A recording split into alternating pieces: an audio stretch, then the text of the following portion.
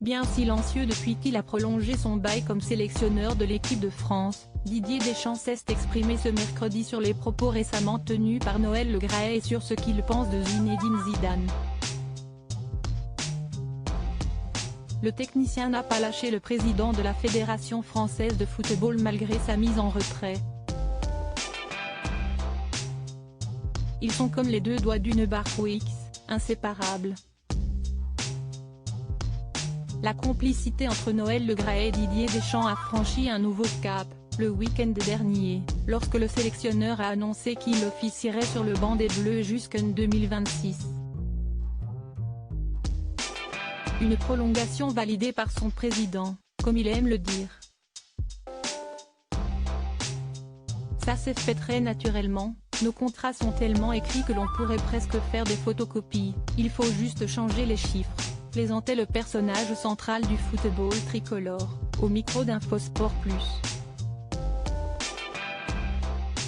3 jours plus tard, Noël Le Graët a perdu de sa légèreté.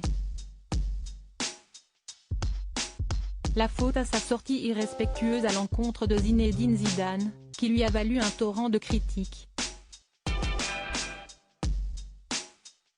Sont alors ressorties toutes ces casseroles et une question inéluctable, peut-il, dans ces conditions, rester à la tête de la Fédération française de football?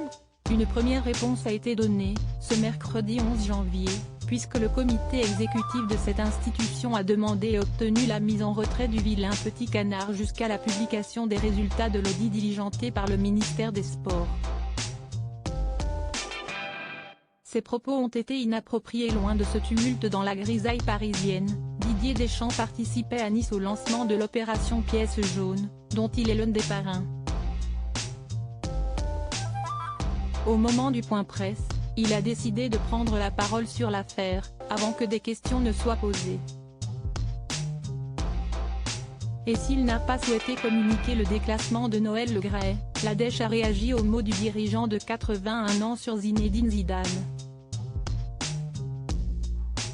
Ses propos, comme il l'a reconnu et admis, ont été inappropriés. Je trouve que c'est une très bonne chose qu'il ait présenté ses excuses à Zizou, a-t-il déclaré.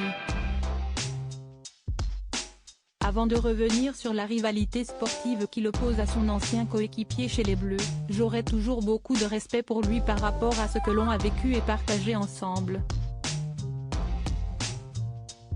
Déjà dans notre première vie comme joueur et par rapport à ce qu'il représente dans le football et le sport français.